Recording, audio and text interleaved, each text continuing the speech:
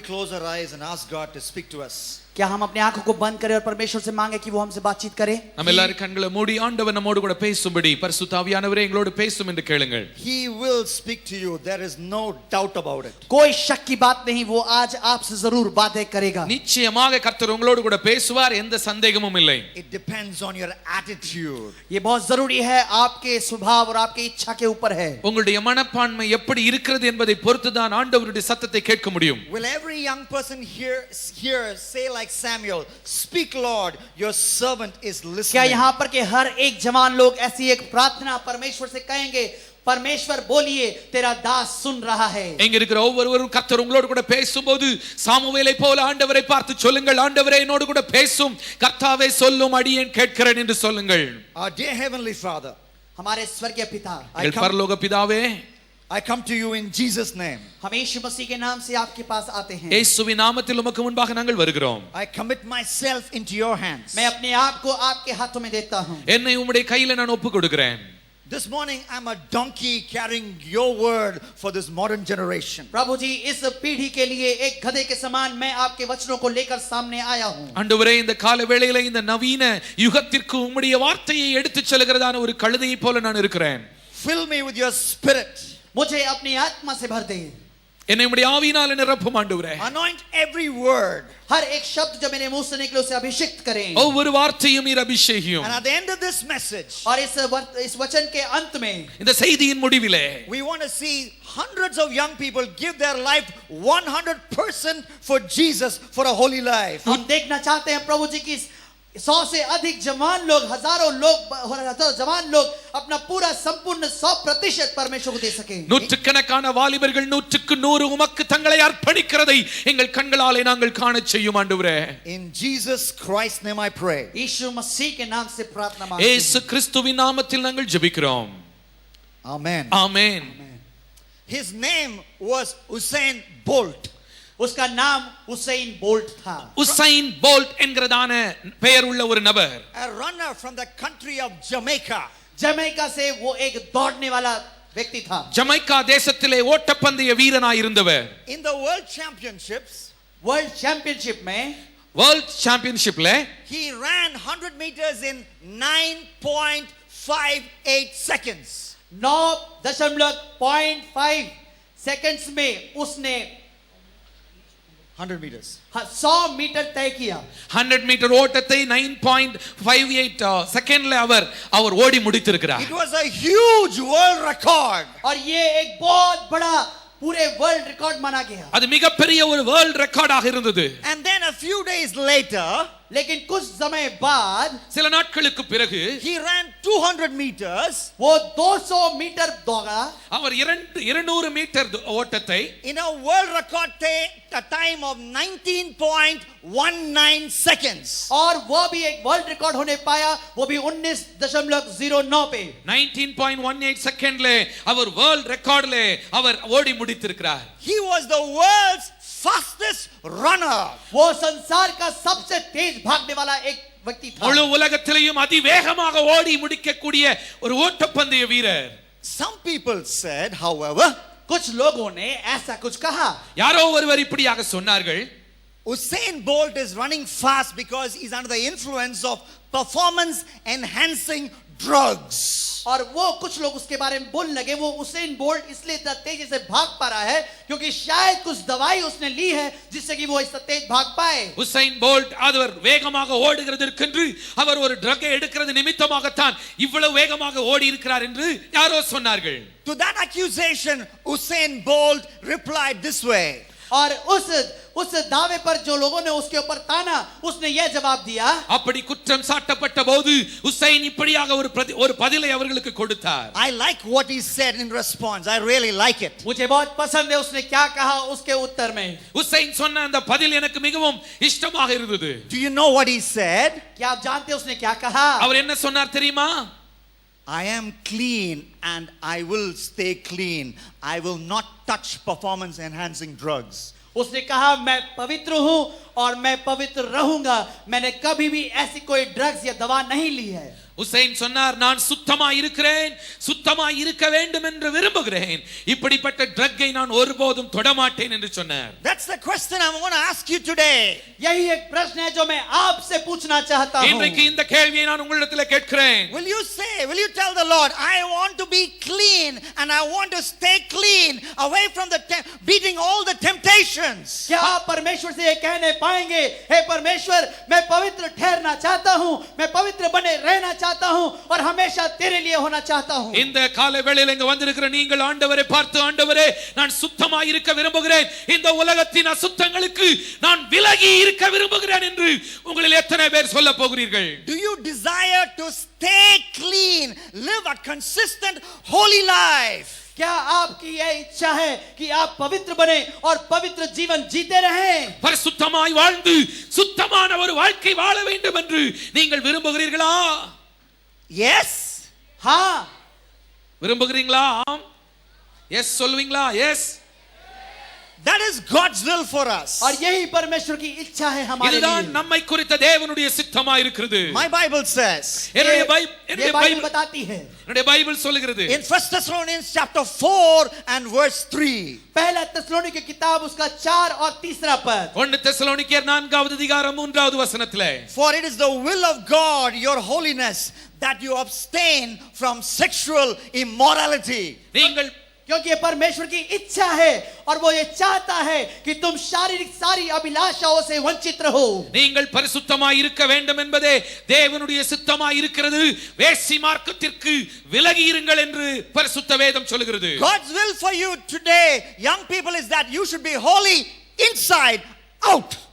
परमेश्वर का इच्छा आज ये है हम जवानों के लिए कि हम जवान अंदर से बाहर पवित्र जीवन बिताएं. இங்க இருக்கிற வாலிபர்களே, உங்களை குறித்து தேவனுடைய சித்தம் என்னவென்றால் உள்ளே இருந்து வெளியே நீங்கள் பரிசுத்தமாக இருக்க வேண்டும் என்பதுதான். My Jesus talked about a great day. क्योंकि यीशु मसीह ने एक महान दिन के बारे में बात ஆண்டவராகிய இயேசு கிறிஸ்து ஒரு பெரிய பிரதான நாள் என்று ஒரு நாளை குறித்து சொன்னார்.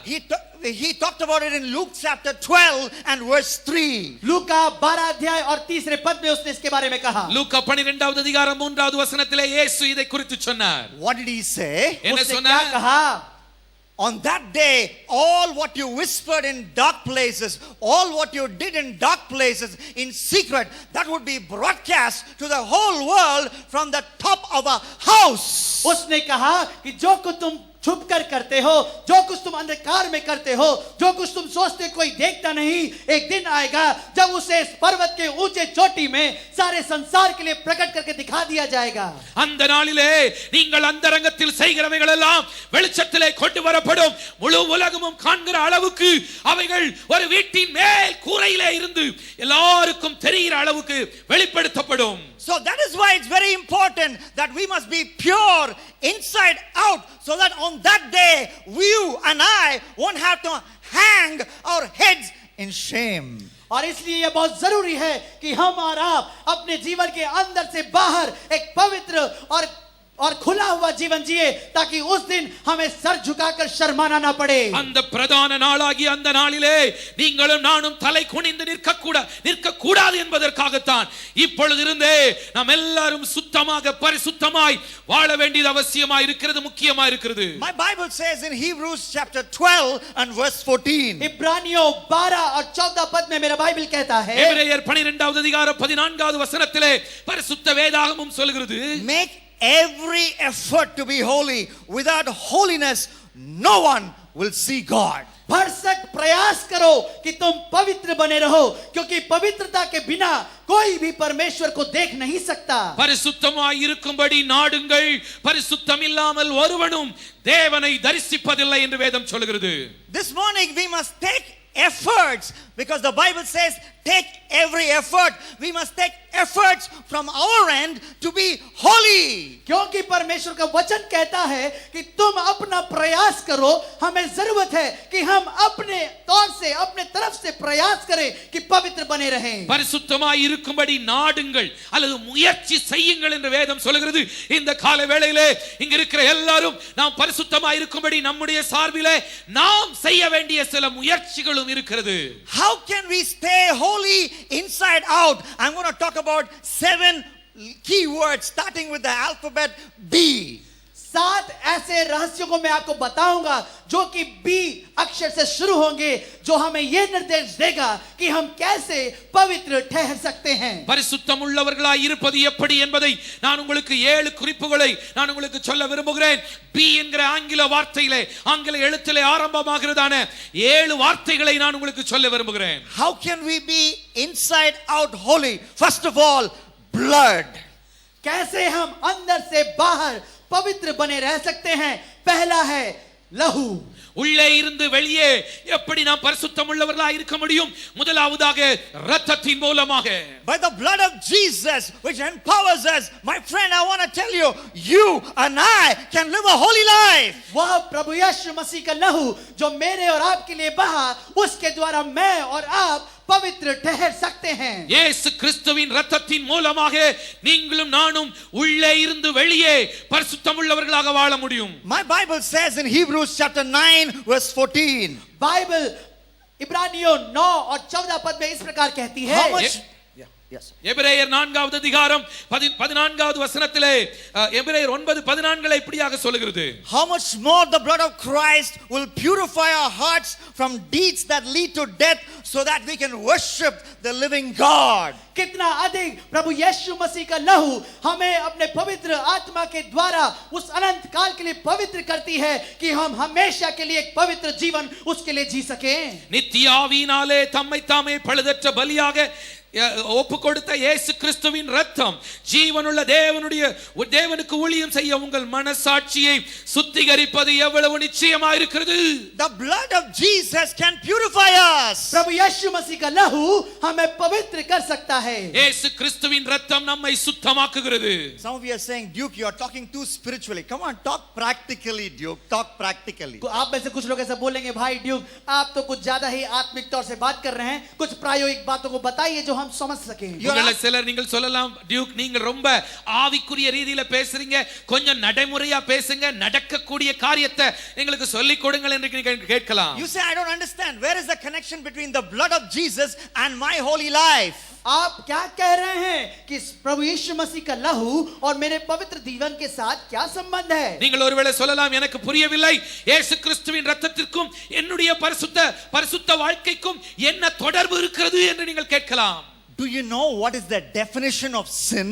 क्या आप पाप का मतलब जानते हैं? பாவம் என்கிற வார்த்தைக்குரிய விளக்கம் என்ன தெரியுமா? The great evangelist Steve Hill said, sin is anything Jesus would not do. और महान इवेंजलिस्ट बिल ने इस प्रकार कहा कि पाप एक ऐसा चीज है जो मसीह यीशु कभी नहीं करता. ஸ்டீவ் ஹில் என்கிறதான ஒரு பெரிய சுவிசேஷகர் இப்படியாக சொன்னார், இயேசு செய்ய மாட்டார் என்று சொல்லுகிற எந்த காரியமும் நமக்கு பாவம். We have a definition for sin coming out from Hebrews chapter 10 verses 26 to 29. इब्रानियों 10:26 से लेकर 29 तक के पद में पाप का परिभाषा हमें मिलता है. எபிரேயர் 10வது அதிகாரம் 26வது வசனத்திலிருந்து 29வது வசனம் வரைக்கும் உள்ள வசனங்களிலே பாவத்திற்குரிய விளக்கத்தை பார்க்கிறோம். What is sin? Sin is trampling on the precious blood of Jesus. पाप क्या है? वो तो प्रभु यीशु मसीह के लहू के पैरों के नीचे है. பாவம் என்றால் என்ன? இயேசு கிறிஸ்துவின் இரத்தத்தை மிதிக்கிறது தான் பாவம். I want to ask you a question. How many of you would like to trample on the blood of Jesus? कौन चाहता है कि आप यीशु मसीह के लहू के ऊपर पैर पड़ जाए? உங்களிடத்தில் ஒரு கேள்வியை கேட்க விரும்புகிறேன். உங்களில் எத்தனை பேர் இயேசு கிறிஸ்துவின் இரத்தத்தின் மேல் மிதிக்க வேண்டும் என்று விரும்புகிறீர்கள்? That is something that you and I never want to do, correct? शायद हम और आप में से कोई भी ऐसा करना नहीं चाहेगा. क्या ये सही है? நீங்களும் நானும் இப்படிப்பட்ட காரியத்தை ஒருபோது நாம் செய்ய விரும்ப மாட்டோம், சரிதானே? So the next time the devil tempts you to commit a secret sin, this photograph, sin is trampling on the blood of Jesus, should come swinging into your brain. जब भी अगली बार आप ऐसी एक परीक्षा में पढ़ते हैं जबकि आप प्रभु यीशु मसीह के लहू पर पैर रखने वाले हैं, तो इसको याद रखें कि आप ऐसी गलती ना कर पाएं. அடுத்த முறை பிசாசானவன் உங்களுக்கு ஏதாகிலும் ரகசிய பாவத்தை செய்ய உங்களை தூண்டும் போது இயேசு கிறிஸ்துவினுடைய இரத்தத்தை உங்க காலால நீங்கள் மிதிக்கிற அந்த ஒரு சித்திரம் உங்கள் கண்களுக்கு முன்பாக வர வேண்டும். Why am I not going to open that filthy website? Why? Because that is sin and that is trampling on the blood of Jesus. मैं क्यों उस गलत वेबसाइट को खोलूंगा नहीं, क्योंकि वह वेबसाइट गलत है और यदि मैं उसे खोलूंगा तो मैं यीशु मसीह के लहू को कुचल रहा हूं. அசுத்தமான அந்த வெப்சைட்டை நான் ஓபன் பண்ணி பார்க்க மாட்டேன். ஏனென்றால் அது இயேசு கிறிஸ்துவின் இரத்தத்தை என் காலாலே மிதிக்கிறதற்கு சமமாகிறது. I want everybody to close your eyes right now. मैं चाहता हूं कि अभी इसी वक्त हम लोग सब अपने आंखों को बंद करें. எல்லாரும் உங்களுடைய கண்களை மூடிக்கொள்ளுங்கள். We will do this message a little differently. हम इस प्रचार के समय कुछ अलग से करना சற்று चाहेंगे. வித்தியாசமாய் ஒரு காரியத்தை நாம் இப்பொழுது செய்ய போகிறோம். Close your eyes கண்களை आंखों को மூடி बंद करें. and I want you to decide as the Holy Spirit speaks to you right now. अभी जब पवित्र आत्मा आपसे बात कर रही है, अभी इसी वक्त निर्णय ले. பரிசுத்த ஆவியானவர் உங்களோடு பேச பேச உடனே தானே தீர்மானங்களை நீங்கள் எடுத்துக்கொள்ளுங்கள். When Satan tempts you, जब शैतान आपकी परीक्षा ले, பிசாசு உங்களை சோதிக்கும் போது you will remember the blood.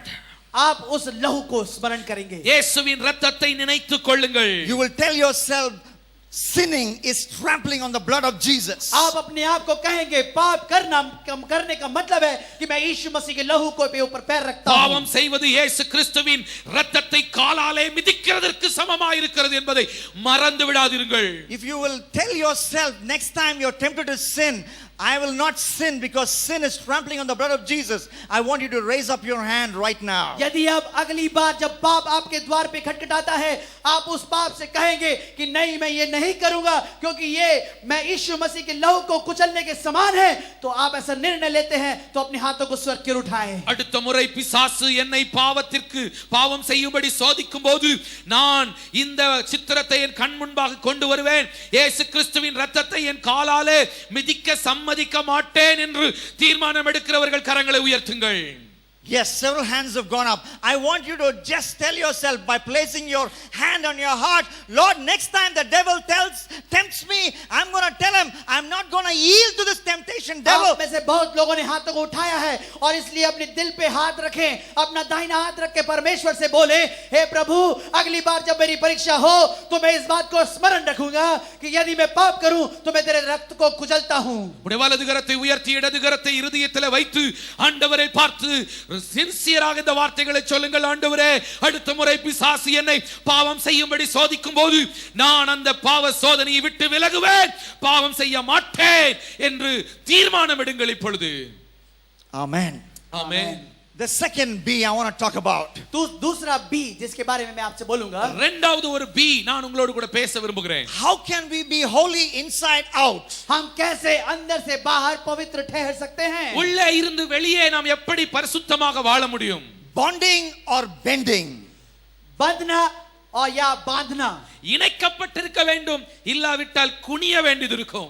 When we have a bond with Jesus, जब हमारे पास यीशु मसीह के साथ एक बंधन है, இயேசுவோடு இணைக்கப்பட்டிருப்பீர்களானால், when we bend out our knees in prayer, और जब हम घुटनों में आकर प्रार्थना में झुकते நம் हैं, முழங்கால்களை முடக்கி ஜெபிக்க கற்றுக்கொண்டிருப்போமானால், my friend, you and I can overcome temptations. मेरे दोस्त, आप और मैं आसानी से इन परीक्षाओं पर जय पा सकते நீங்களும் हैं. நானும் சோதனைகளை ஜெயிக்க முடியும். We can be victorious Christians. हम लोग सब जयवंत मसीह बन सकते हैं. வெற்றியுள்ள கிறிஸ்தவ வாழ்க்கை வாழ முடியும். Let's walk into this garden. आइए हम इस वाटिका के अंदर चलें. இந்த தோட்டத்திற்குள்ளாக நாம் நடந்து போவோம். What do we see in this garden? हम इस बगीचे में क्या देखते இந்த हैं? தோட்டத்திலே நாம் என்னத்தை பார்க்கிறோம்? We see Jesus in prayer. हम देखते हैं यीशु मसीह वहां प्रार्थना में है. இயேசு ஜெபித்துக் கொண்டிருக்கிறதை பார்க்கிறோம். At the Mount of Olives, और ओलिव के उस पहाड़ पर, in the ஒலிவ மலையிலே, in the Garden of Gethsemane, Gethsemane தோட்டத்திலே, गेत्सेमने के उसके बगीचे में, Jesus told his disciples यीशु मसीह ने अपने चेलों से कहा, இயேசு தன்னுடைய சீஷர்களை பார்த்து சொன்னார். in Luke chapter 22 and verse 40, लूका 22 और उसका 14 पद, லூக்கா 22:40 pray that you will not be overcome by temptation. प्रार्थना करो कि तुम्हारे ऊपर परीक्षा ना आन पड़े. நீங்கள் சோதனைக்கு உட்படாதபடிக்கு விழித்திருந்து ஜெபம் பண்ணுங்கள். He told them that and he went to pray. उसने उन लोगों को ये बताया और स्वयं प्रार्थना में चला அப்படி गया. சொல்லிவிட்டு இயேசு ஜெபிக்கும்படி போனார். Jesus practices what he preaches. So when he prayed so much, his sweat became like great drops of blood, my Bible says. यीशु मसीह जब जो भी प्रचार करता था वो करता भी था काम के द्वारा, इसलिए जब उसने प्रार्थना किया वो इतने गहराई में उतरा कि उसका पसीना स्वयं उसका पसीना खून बन गया. இயேசு என்ன போதித்தாரோ அதை செயலிலே செய்தார். அவர் ஜெபம் பண்ணின போது அவருடைய வியர்வை இரத்தமாகிற அளவுக்கு அவர் ஜெபித்தார். Then he took a break from his prayer and he came back to see what his disciples were doing. तब उसने अपनी प्रार्थना में से थोड़ी सी अवधि ली और अपने चेलों के पास गया कि देखे वो क्या कर रहे हैं. அதன் பிறகு அவர் ஜெபிக்கிறதற்கு கொஞ்சம் இடைவெளி கொடுத்து தன்னுடைய சீஷர்களிடத்துல வந்து அவருடைய சீஷர்கள் என்ன செய்கிறார்கள் என்பதை பார்க்கும்படி வந்தார். They were sleeping. वो लोग सो रहे थे. அவங்க எல்லாம் தூங்கிட்டு இருந்தாங்க. So Jesus told them again. फिर से यीशु मसीह ने उनको कहा. ஆகவே இயேசு திரும்பவும் அவர்களுக்கு சொன்னார். Jesus told them once more. यीशु मसीह ने एक और बार उन्हें समझाया. மற்றும் ஒரு முறை இயேசு அவர்களிடத்தில் சொன்னார். What did Jesus tell them again? What did Jesus tell them once more? क्या यीशु मसीह ने फिर से उनको बताया, एक और बार क्या चीज समझाया? இயேசு திரும்பவும் என்ன சொன்னார்? மற்றும் ஒரு முறை இயேசு அவர்களிடத்தில் என்ன சொன்னார்? My Bible says in Luke chapter 22 and verse 46, 6 verses later. और वहीं पर 6 पद के आगे लूका 12:40 में यीशु मसीह ने बताता है. லூக்கா 22வது அதிகாரத்திலே 6 வசனத்திற்கு பிறகு 46வது வசனத்திலே இயேசு திரும்பவும் சொல்கிறார். Why are you sleeping? तुम लोग फिर से क्यों सो रहे हो? நீங்கள் ஏன் நித்திரை பண்ணுகிறீர்கள்? Get up and pray. तुम लोग जाग जाओ और प्रार्थना करो. எழுந்து ஜெபம் பண்ணுங்கள். Otherwise temptation will overpower you. नहीं तो तुम्हारे ऊपर परीक्षा हावी हो जाएगी. இல்லாவிட்டால் நீங்கள் சோதனைக்கு உட்படுவீர்கள். In order to overcome temptation, we must pray. It was so important that Jesus mentioned it twice to underline its importance. परीक्षाओं से जय पाने के लिए बड़ा जरूरी है कि हम लोग प्रार्थना करें. इसलिए यीशु मसीह बार-बार इसको दोहराता है कि जागते रहो और प्रार्थना करो कि परीक्षा में ना पड़ो. சோதனைகளை ஜெயிக்க வேண்டுமானால் ஜெபிக்க வேண்டும் என்கிறதை முக்கியப்படுத்தும்படி வலியுறுத்தும்படி இயேசு கிறிஸ்து 2 முறை திரும்பவும் சொன்னார். நீங்கள் சோதனைக்கு உட்படாதபடி விழித்திருந்து ஜெபம் பண்ணுங்கள். But it fell on deaf ears. लेकिन ध्यान दें वो बहरे कानों में ये आवाज गिरी. ஆனால் அந்த அவர்களுடைய காதுகள் அதை கேட்க கூடாதபடி மந்தமாய் இருந்தது. Do you know what happened? आप जानते हैं क्या हुआ? After this temptation came in search of the disciples. என்ன நடந்தது தெரியுமா? அதற்கு பிறகு சீஷர்களை தேடி சோதனைகள் வந்தது. इसके बाद तुरंत क्या हुआ? फिर से परीक्षा उनके पीछे-पीछे आन पड़ी. No, the disciples, a mob came chasing the disciples to arrest the disciples. और तुरंत ही एक बहुत बड़ा समूह आया जो कि चेलों को पकड़े. ஒரு பெருங்கூட்டம் இயேசுவையும் சீஷர்களையும் பிடிக்கும்படி வந்தது.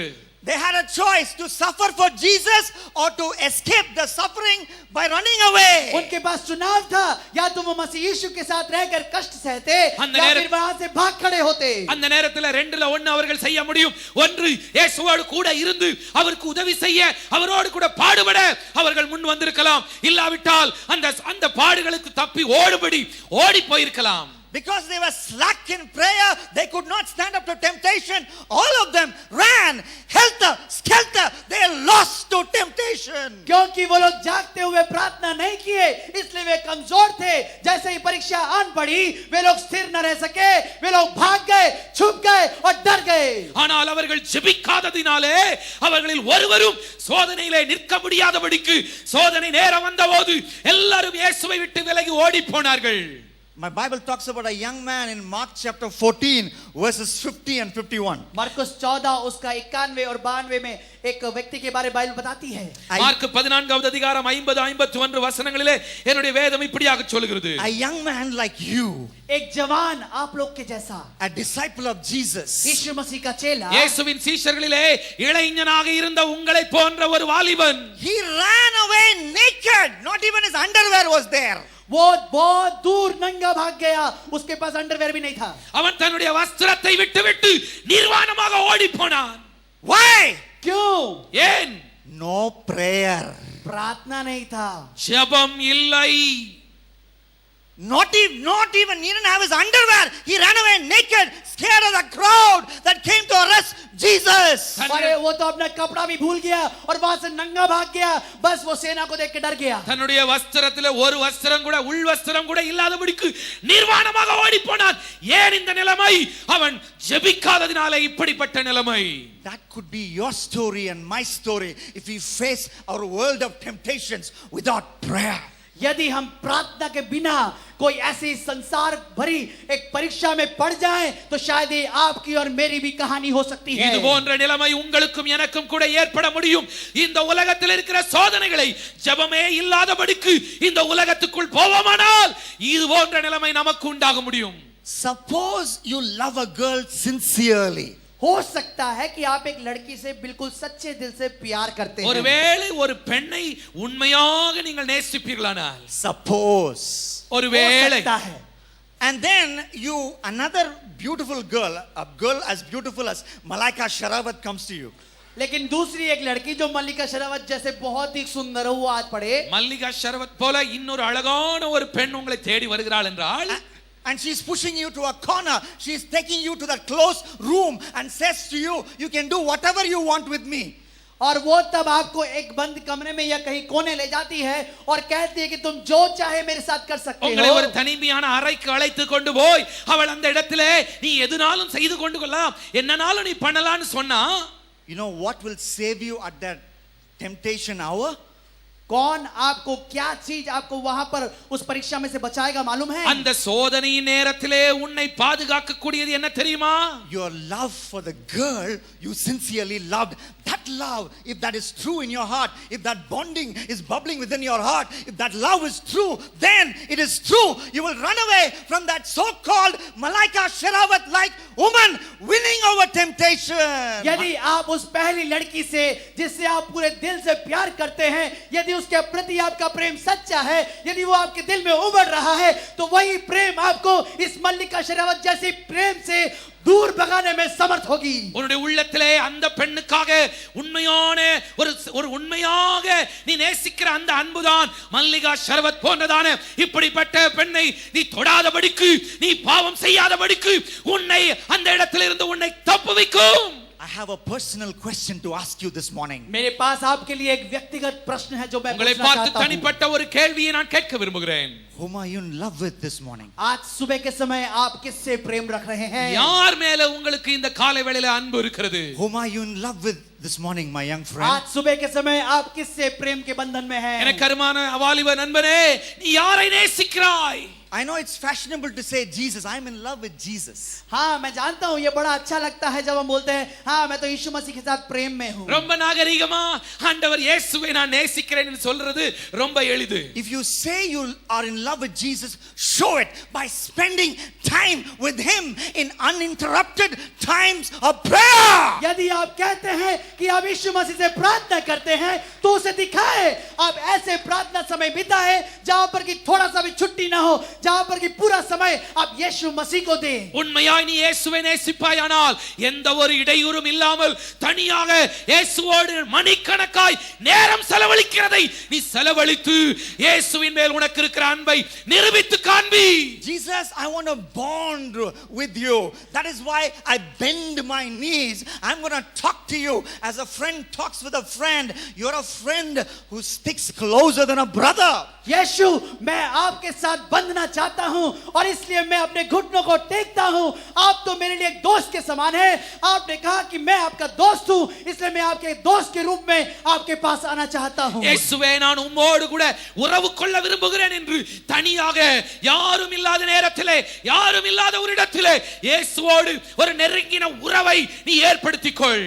Would you close your eyes and make that decision in 1 minute of prayer we're going to do right now? अभी 1 मिनट के अंदर अभी अपने आंखों को बंद करें, अपने सर को झुकाकर इस निर्णय को अभी लें. எல்லாரும் கண்களை மூடி ஒரு நிமிஷம் இப்படிப்பட்ட ஒரு தீர்மானத்தை எடுத்து நாம் இப்பொழுது ஜெபம் பண்ணுவோம். கண்களை மூடுங்க எல்லாரும். How many of you will say, I'm going to spend unhurried time with Jesus so that I can overcome temptation?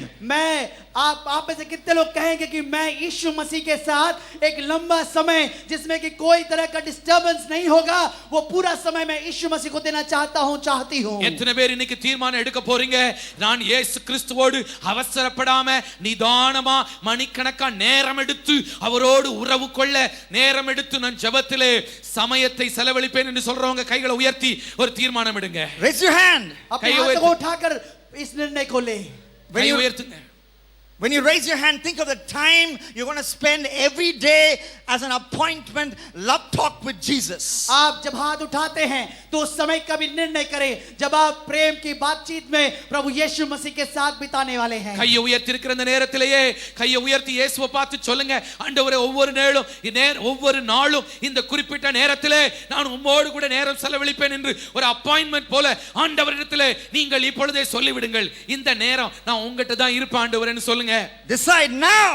अभी निर्णय ले, अभी निर्णय ले। இப்பொழுது ஒரு தீர்மானம் எடுங்க.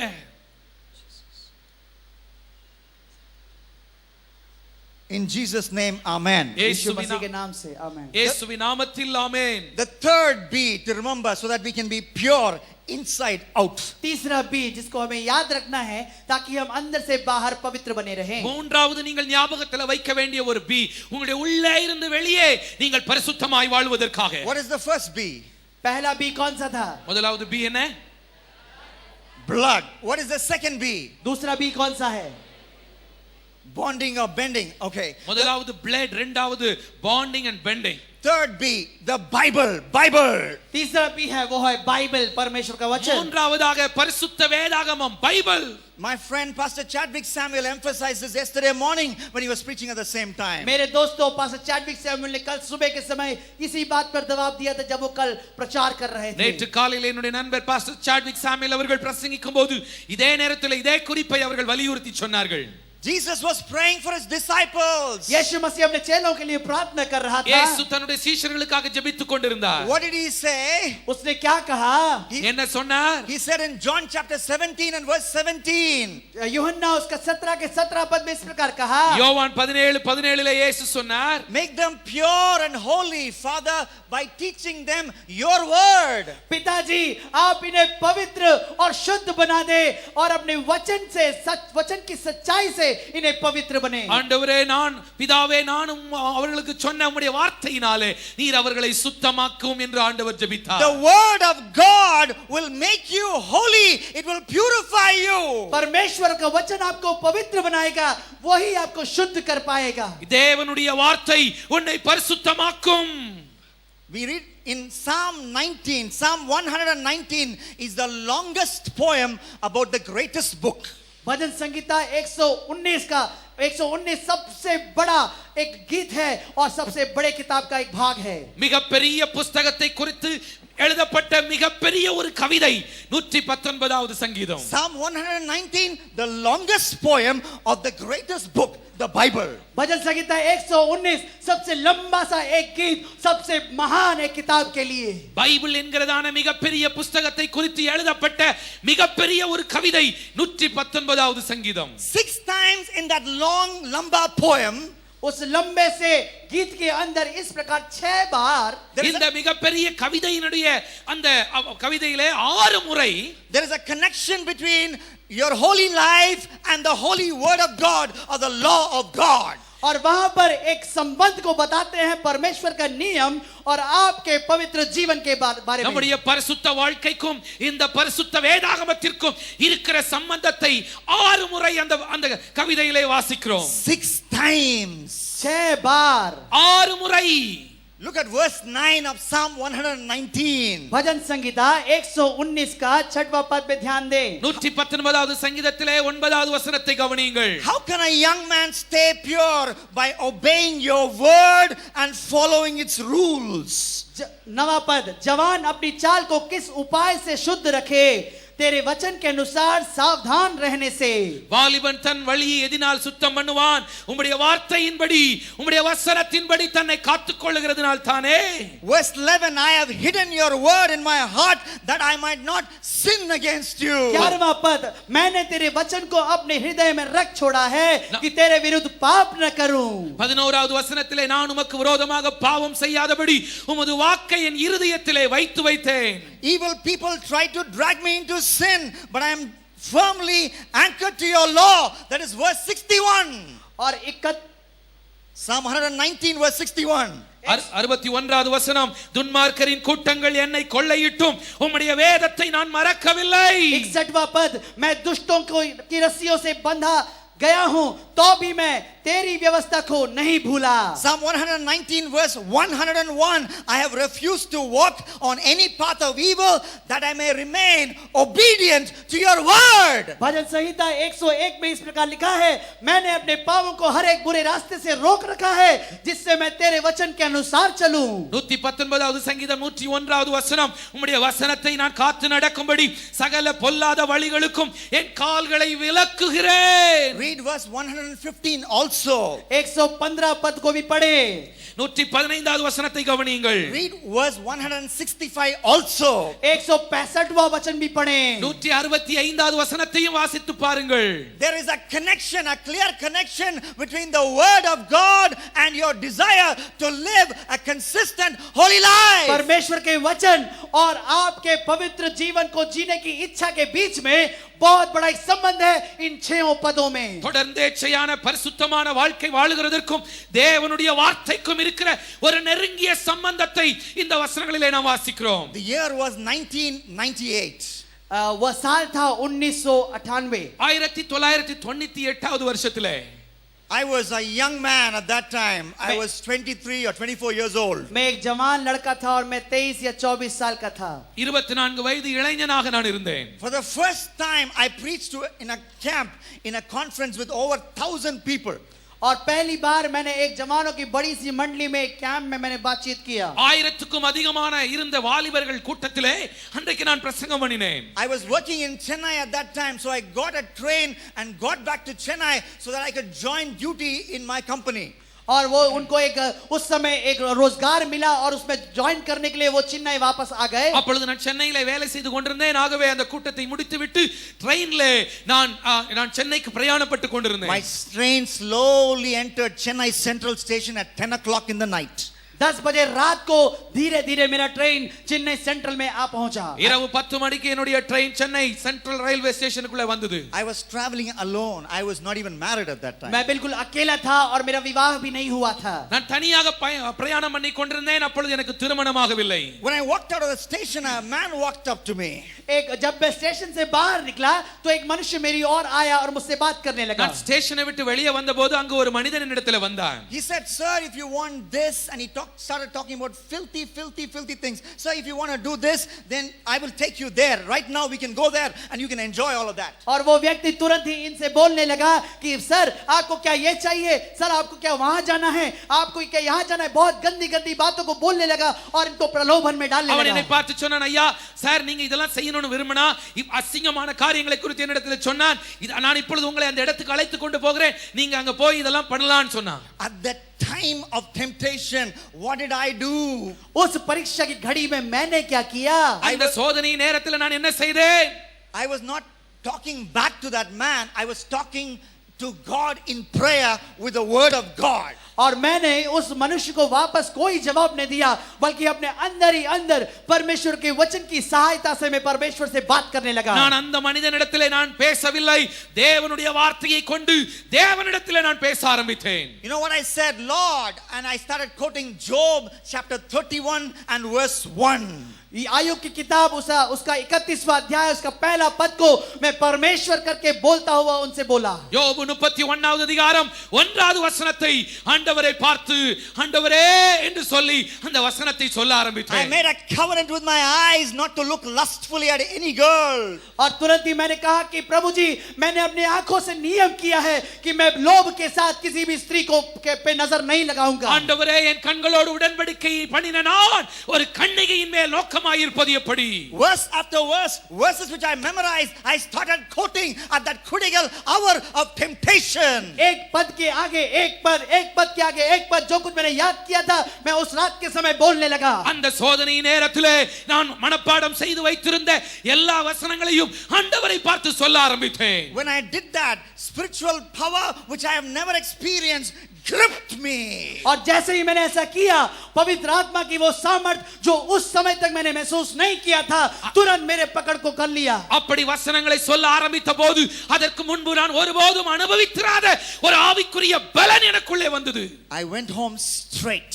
मैंने वहां से सीधा अपने घर का रास्ता नाप लिया। நேரடியாக என்னுடைய வீட்டுக்கு போனேன். By the grace of God, with the word of God, I overcame temptation. मैंने परमेश्वर के अनुग्रह के द्वारा और परमेश्वर के वचन की सामर्थ के द्वारा उस परीक्षा में जय पाया। தேவனுடைய கிருபையினாலே தேவனுடைய வார்த்தையை கொண்டு அன்றைக்கு அந்த சோதனையை நான் ஜெயித்தேன். It is possible, young man. जवानों, ये हो सकता है, ये मुमकिन है। வாலிப சகோதரனே, இது நடக்கும், இது உன்னால முடியும். It is possible, young lady. It is possible. जवान बहनों, ये हो सकता है, ये मुमकिन है। வாலிப சகோதரியே, இது உன்னாலே முடியும். What is your problem? Is your problem, is your secret sin masturbation? You watch porn and you masturbate. Quote God's word. You can overcome that. आहो, आपकी समस्या क्या है? आप अकेले में बहुत गंदी अश्लील बातों करते हैं, अश्लील बातों को देखते हैं। कोई भी विषय हो, परमेश्वर का वचन आपको छुड़ाने में काफी है। இன்னைக்கு உன்னுடைய பிரச்சனை என்ன? அசுத்தமான ஆபாச படங்களை பார்த்து சுய புணர்ச்சியிலே ஈடுபட்டு கொண்டிருக்கிறாயோ? இப்படிப்பட்ட வசனங்களை நீ ஆண்டவரை பார்த்து சொல்லு. இந்த வசனத்தை கொண்டு பாவத்தை நீ ஜெயிக்க முடியும். Quote 1 Corinthians chapter 7 and verse 9. पहली कोरिन्थियों किताब उसका दूसरा अध्याय और 9वां पद को पढ़ें। 1 கொரிந்தியர் 7வது அதிகாரம் 9வது வசனத்தை மனப்பாடம் செய்து வாயாலே அறிக்கை செய். The Bible says there it is better to marry than burn with passion. The Bible doesn't say it is better to masturbate than burn with passion. The Bible does not support masturbation. Bible के वहां पर लिखा हुआ है ये बड़ा अच्छा होगा कि तुम विवाह कर लो ताकि पाप में ना गिरो। ऐसा नहीं लिखा है कि तुम अकेले में अपने शरीर को खुश करो, ना कि जाके शादी करो, बल्कि ये लिखा है शादी कर लो ताकि तुम पाप ना करो। வேகிறதை பார்க்கிலும் விவாகம் செய்கிறது நல்லது என்று வேதம் சொல்கிறது. நீ வேகிறதை பார்க்கிலும் நீ சுயப்புணர்ச்சி பண்ணுவது நல்லது என்று வேதம் சொல்லவில்லை. Whatever may be your problem, there is a verse for that in the word of God which you can quote at the hour of temptation, by which you and I can overcome temptation. आपकी समस्या कुछ भी क्यों ना हो, उस सारी समस्याओं के लिए परमेश्वर ने इस वचन के अंदर एक करके एक वचन दिया है जिसका इस्तेमाल करके आप उस परीक्षाओं में जय पा सकते हैं। உன்னுடைய பிரச்சனைகள் எதுவா இருந்தாலும் உன்னுடைய பிரச்சனைக்குரிய பதில் இந்த பைபிளில் இருக்கிறது. அதை நீ கண்டுபிடித்து அதை அறிக்கை செய்து உன்னுடைய பிரச்சனைகளை நீ மேற்கொள். Close your eyes and make a decision. आंखें बंद करें और एक निर्णय को लें। அப்படியே எல்லாம் கண்களை மூடி ஒரு தீர்மானத்தை எடுங்கள். A decision to memorize God's word, Bible verses. A decision to memorize Bible verses. Will you take that एक decision? निर्णय लीजिए कि आप परमेश्वर के वचनों को अपने हृदय में संग्रह करेंगे, उसे सीख लेंगे, याद कर लेंगे। ஒரு தீர்மானத்தை எடுங்கள். வேத வசனத்தை மனப்பாடம் செய்கிறதற்குரிய ஒரு தீர்மானத்தை இப்பொழுது கையை உயர்த்தி எடுங்க. கையை உயர்த்துங்க. How ஆண்டவரே, many of you will say, in at least 2 weeks, I will thoroughly memorize one verse of the Bible. Once in 2 weeks, it's not a big deal. और आप एटलीस्ट इतना एक निर्णय ले कि 2 हफ्ते में मैं एक वचन, कम से कम एक वचन जरूर याद करूंगा। 2 வாரத்துக்கு ஒரு முறையாயிலும் ஒரு வசனத்தை மனப்பாடம் செய்வேன். இது மிகவும் எளிது, எல்லாரும் பண்ண முடியும். 2 வாரத்துக்கு ஒரு முறையாயிலும் ஒரு வசனத்தை மனப்பாடம் செய்வேன். தீர்மானம் எடுக்கிறோம். கையை உயர்த்துங்க.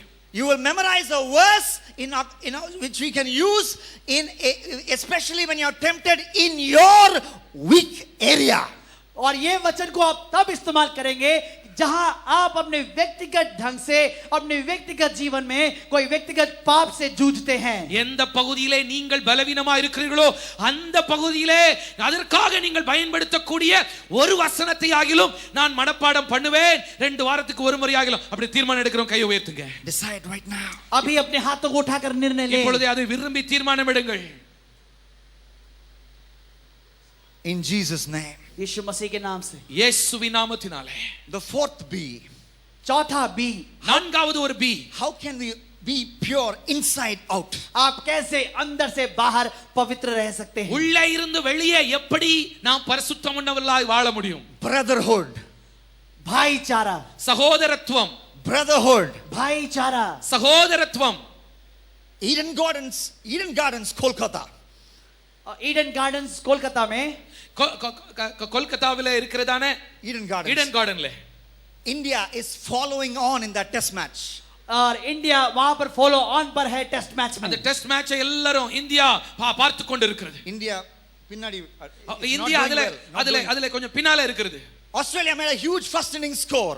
और ऑस्ट्रेलिया के पास एक बहुत बड़ा स्कोर है. ஆஸ்திரேலியா அதுல மிகவும் முன்னேறி போய் கொண்டிருக்கிறது. India batted very badly in the first innings. और पहले इनिंग में भारत ने बहुत बेकार बैटिंग की. ஃபர்ஸ்ட் இன்னிங்ஸ்ல இந்தியா மிகவும் பின்தங்கி இருந்தது. Because they batted badly, they had to follow on. They had to bat the second innings before Australia could bat their second innings. क्योंकि वो लोगों ने बहुत ही कम स्कोर बनाया, उनको सेकंड इनिंग्स फिर से खेलना पड़ा ताकि वो लोग और अच्छा स्कोर खड़ा कर सके. They batted together. They had a bonding and brotherhood together in the middle of the pitch, which helped them bat that full day. उस पिच के बीच में उन्होंने आपस में संधि कर ली, भाईचारे को बनाए रखा, एक दूसरे की मदद की और दिन भर बैटिंग करके एक महान स्कोर पर அவங்க खड़ा ரெண்டு किया. பேரும் சேர்ந்து அந்த நாள் முழுவதும் ஒரு அவுட் கூட ஆகாதபடிக்கு அவர்கள் இணைந்து அவர்கள் பேட்டிங் பண்ணாங்க. Between overs, they will talk to each other. They would say, "We can do it. We can make this happen." And India won that test match. और उस समय वो लोग जब ओवर खत्म होता था, उसके बीच में आपस में बोलते थे,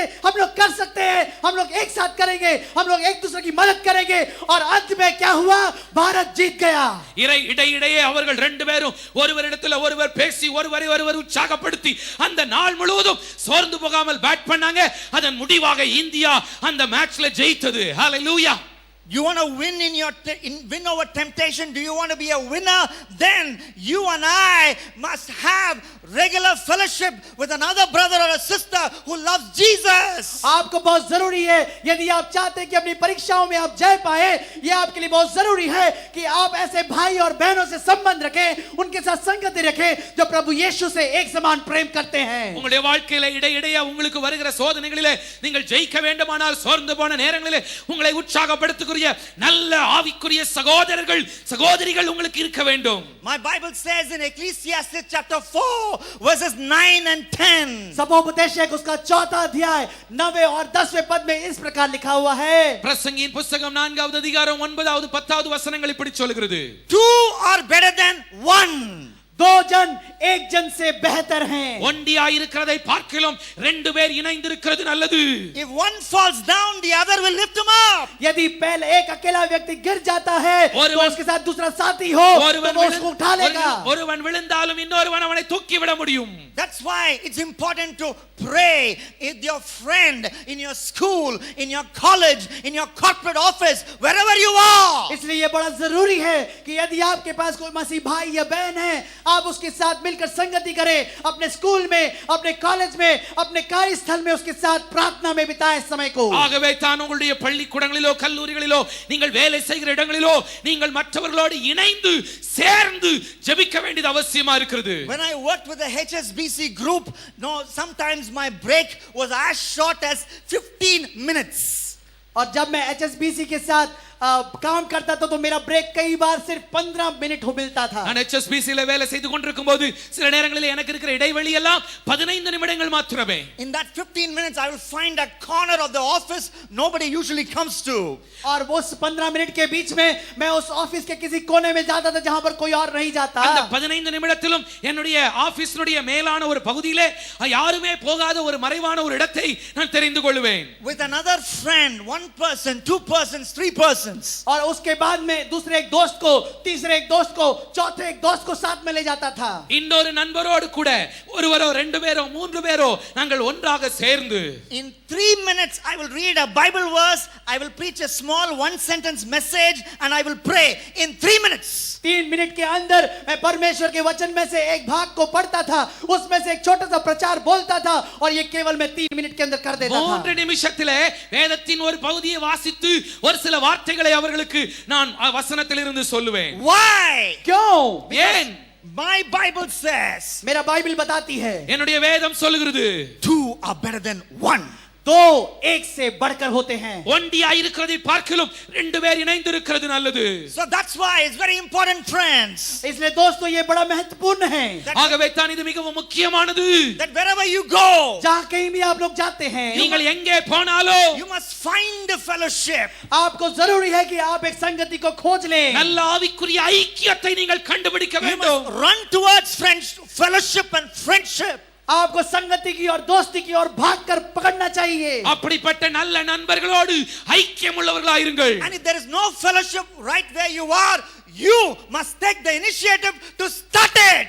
यदि आप जहां पर हैं वहां कोई संगति नहीं है तो आपको वो चुनाव करना है, आपको निर्णय लेना है और अपने स्थान पर खुद को एक सेवकाई शुरू करनी है। நீங்கள் இருக்கிற இடத்திலே நல்ல ஒரு ஐக்கியம் உங்களுக்கு இல்லாதிருக்குமானால் நீங்களாகவே முன் வந்து ஒரு ஐக்கியத்தை உண்டாக்கிக் கொள்ளுங்கள். No prayer fellowship in your college, you started. This is a call for you. यदि आपके कॉलेज में कोई प्रार्थना की संगति नहीं चलती तो ये आपका बुलाहट है, ये आपको परमेश्वर वहां नियुक्त करता है। आप उस प्रार्थना सभा को शुरू करें। உங்களுடைய கல்லூரியிலே ஒரு ஜெப ஐக்கியம் இல்லாதிருக்குமானால் நீங்கள் முயற்சி எடுத்து நீங்கள் ஒரு ஜெப ஐக்கியத்தை ஆரம்பித்துக் கொள்ளுங்கள். No prayer fellowship in your corporate office, you started. This is a call from God for you. यदि आपके कॉर्पोरेट ऑफिस में कोई प्रार्थना सभा नहीं चलती, कोई संगति नहीं चलती तो ये आपके लिए परमेश्वर का बुलाहट है कि आप वो प्रार्थना सभा शुरू உங்களுடைய करें। கல்லூரியிலே ஒரு நீங்கள் வேலை செய்கிற இடத்திலே ஒரு நல்ல ஜெப ஐக்கியம் இல்லாவிட்டால் நீங்கள் முயற்சி எடுத்து ஒரு ஜெப ஐக்கியத்தை உண்டாக்கிக் கொள்ளுங்கள். Close your eyes and make the decision. अपनी आंखों को बंद करें और इस निर्णय को लें। இப்பொழுது கண்களை மூடி அந்த தீர்மானத்தை எடுங்கள். Wherever you go in this planet, इस धरती के ऊपर आप कहीं भी जाएं, कहीं भी रहें, இந்த உலகத்துல நீங்கள் எந்த இடத்துக்கு போனாலும் you will always be part of a fellowship. आप हमेशा एक संगति के सदस्य बनेंगे। எப்பொழுதுமே ஒரு ஐக்கியத்திலே நீங்கள் பங்கு பெற வேண்டும். So that if you fall down, your brother can pick you up. ताकि जब भी आप कहीं गिर जाए गलती से तो आपका भाई आपको उठा लेगा। அப்பொழுது நீங்கள் விழுந்தாலும் உங்களை ஒரு சகோதரன் தூக்கி விட முடியும். So that you can stay holy. ताकि आप पवित्र ठहर सकें। அப்பொழுதுதான் நீங்கள் பரிசுத்தமாய் வாழ முடியும், காத்துக்கொள்ள முடியும். You make that decision, I want you to raise that hand. यदि आपने ये निर्णय को बनाया है तो अपने हाथों को स्वर्ग के ऊपर उठा कर दिखाएं। இந்த தீர்மானத்தை எடுக்கிறவங்க கைகளை உயர்த்துங்க. Yes, God is happy and honored. हाँ, जरूर आज परमेश्वर खुश है और उसको बड़ा आदर मिल रहा இப்பொழுது है। உங்களை கரங்களை பார்த்து கர்த்தர் சந்தோஷப்படுகிறார், கனப்படுத்தப்படுகிறார். In Jesus Christ's name, Yeshu amen. मसीह के नाम से आमेन। இயேசுவின் நாமத்தில் ஆமென். What is the fifth B? ஐந்தாவது ஒரு பி என்ன? पांचवा बी कौन सा है? How can we be pure inside out? कैसे हम अंदर से बाहर पवित्र ठहर सकते உள்ளே हैं? இருந்து வெளியே எப்படி நாம் பரிசுத்தமாய் வாழ முடியும்? Breaking. तोड़ना, உடைக்க வேண்டும். You know what my Bible says? आप जानते बाइबल क्या कहती है? என்னுடைய வேதம் என்ன சொல்கிறது தெரியுமா? Open your Bibles and look at Deuteronomy chapter 9 verse 21. आप अपने किताबों को खोलें और उसमें व्यवस्था विवरण 9 और 31वें पद में जाएं। உபாகமத்தின் புத்தகம் 9வது அதிகாரம் 21வது வசனம் சொல்லுகிற வார்த்தைகளை கவனியுங்கள். Very very important verse. ये बहुत ही महत्वपूर्ण पद है। மிக மிக மிக முக்கியமான ஒரு வசனம். When Moses was in the mountain, जब मूसा उस पहाड़ के ऊपर था, மோசே மலையின் மேல் இருந்தபோது the people of Israel were dancing in wild revelry. और वहां पर इस्राएल के लोग बहुत ही गंदे नाच में शामिल हो चुके थे। கீழே இஸ்ரவேல் ஜனங்கள் அருவருப்பான நடனம் ஆடிக்கொண்டிருந்தார்கள். Under the leadership of Aaron, they created a golden calf. और आरोन के नेतृत्व में उन्होंने एक सोने का बछड़ा बना लिया। ஆரோனுடைய தலைமைத்துவத்துக்கு கீழே அவர்கள் ஒரு பொன் கன்றுக்குட்டியை உண்டாக்கினார்கள். They danced around it and they worshipped that golden calf. और उस सोने के बछड़े के चारों तरफ वे लोग नाचने लगे और उसकी आराधना उपासना करने लगे। அந்த பொன் கன்றுக்குட்டியை சுற்றிலும் அவர்கள் நடனமாட ஆரம்பித்தார்கள். God was very angry. परमेश्वर बहुत गुस्सा हुआ। ஆண்டவர் அதை பார்த்து மிக கோபப்பட்டார். You know what was the instruction? आप जानते हैं परमेश्वर का निर्देश क्या था அங்கு उनके சொல்லப்பட்ட लिए? அறிவுரை என்ன தெரியுமா? What God instructed regarding that golden calf that they made? परमेश्वर ने उस सोने के बछड़े के बारे में कौन सा नियम दिया था जो उनको नहीं करना था? அவர்கள் உண்டாக்கி வைத்திருந்த பொன் கன்றுக்குட்டியை குறித்து கர்த்தர் இப்படியாக சொன்னார். First of all, burn it. परमेश्वर ने उनसे कहा पहले तो तुम उस बछड़े को तोड़कर जलाओ। முதலாவதாக அந்த கன்றுக்குட்டியை எடுத்து அக்கினியிலே எரிக்க வேண்டும். Burn it. उसको जलाओ, எரிக்க வேண்டும். I think that is enough. No, burn it. சுட்டெரிச்சா போதாதா? Enough. जलाना काफी है ना?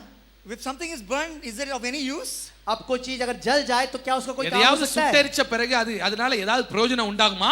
Unless it's chicken or Kentucky fried chicken or those things are tasty. But otherwise, if something else is burned, it's of no use. यदि Right? कोई chicken या मछली है तो शरीर जरूर उसमें बड़ा टेस्ट लगेगा, लेकिन और कोई चीज यदि हम जला दे तो फिर वो किसी काम का नहीं रहता है। ஒருவேளை சிக்கனோ அல்லது கெண்டக்கி சிக்கனோ அதை நீங்க நல்லா எரிச்சிட்டா அதுல ஒருவேளை கொஞ்சம் நல்ல ருசி உண்டாகும். ஆனால் மற்ற காரியங்களை எரித்து விட்டால் அதனால என்ன பிரயோஜனம்?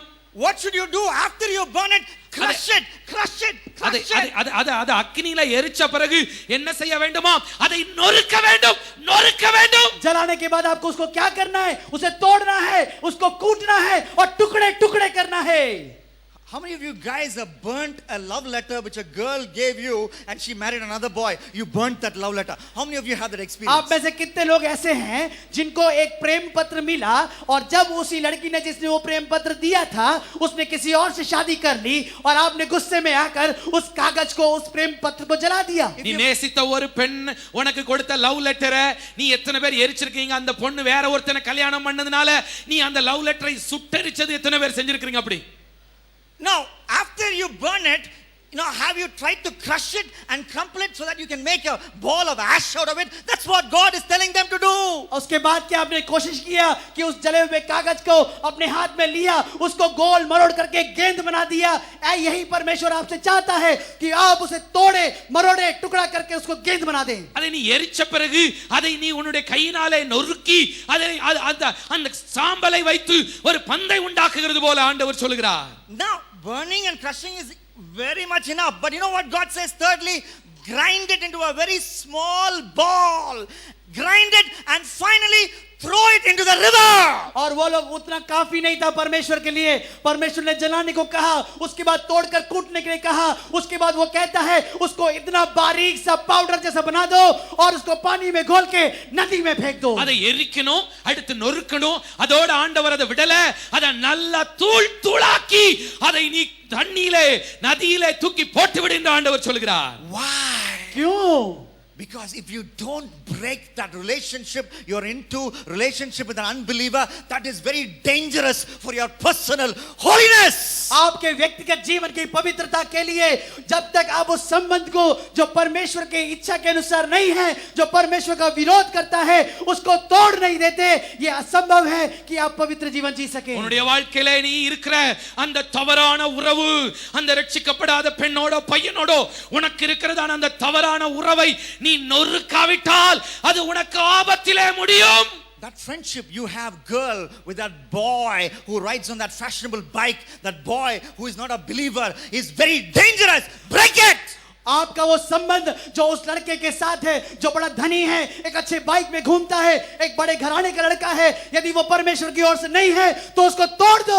அந்த ரட்சிக்கப்படாத பையனோட ரொம்ப ஃபேஷனபிளா பைக்ல போய் உனக்கு தவறான ஒரு உறவை ஏற்படுத்தி கொண்டிருக்கிறாயே, அந்த உறவை நீ உடைத்து போடு. இல்லாவிட்டால் அது உன்னை ஆபத்திலே கொண்டு போய் முடிக்கும். If you don't break it, that relationship will break you and you will have a heartbreak. You can never live a holy life. यदि आप उसको नहीं तोड़ेंगे तो वो संबंध आपको तोड़ देगा और आपका जीवन हमेशा के लिए नाश की ओर डूब जाएगा. நீ அந்த தவறான உறவை உடைத்து போடாவிட்டால் அந்த தவறான உறவு உன்னை உடைத்து போடும். உன் இருதயத்தை சுக்குநூறாக்கி உன் வாழ்க்கையை அழித்து போடும். The brainiest man in the world was his title. Brain box, brainiest man. और सबसे बड़ा दिमागी एक व्यक्ति था. இந்த உலகத்திலேயே மிகப்பெரிய நல்ல ஒரு மூளைக்கார மனுஷன். Who told that? Who gave him that title? The wise God. Jesus gave him that title. यीशु मसीह ने ही उनको ये टाइटल दिया, ये नाम दिया. இப்படி அவனுக்கு இந்த பேரை கொடுத்தது யாரு? இயேசு கிறிஸ்து. But do you know what happened to his brains? आप जानते हैं उसके दिमाग के साथ क्या हो गया? ஆனா அவனுடைய மூளைக்கு என்ன ஆச்சு தெரியுமா? It got brainwashed. उसका ब्रेन, उसका दिमाग धुल गया. It got brainwashed. उसका दिमाग धुल गया. அவனுடைய மூளையே தண்ணில அடிச்சிட்டு போன மாதிரி ஆயிப்போச்சு. How did it happen? ये कैसे हुआ? எப்படி அது நடந்தது? It's because Solomon the wise man married 1,000 women effectively, women who stooped and fell before idols. और उसका गलती वहां पर हुआ जहां पर कि वो सुलेमान जिसने कि 1000 बीबियां रख ली और ऐसी बीबियां जो कि अपने घुटने एक दूसरे देवता और मूर्तियों के सामने टेकते थे. சாலமோன் என்கிறதான இந்த ஞானமுள்ள மனிதன் 1000 பெண்களை திருமணம் செய்திருந்தார். இவர்கள் எல்லாம் விக்கிரகங்களுக்கு முன்பாக பணிந்து ஆராதனை செய்கிறவர்கள். Young man, I love you, and because I love you, I tell you a secret. जवानों, मैं तुमसे प्रेम रखता हूं और क्योंकि मैं तुमसे प्रेम रखता हूं मैं आपको एक बात बताना चाहता हूं. வாலிபனே, நான் உன்னை நேசிக்கிறேன். நான் உன்னை நேசிக்கிறபடினாலே ஒரு ரகசியத்தை நான் உனக்கு சொல்லி தருகிறேன். The one you take to bed will influence your head.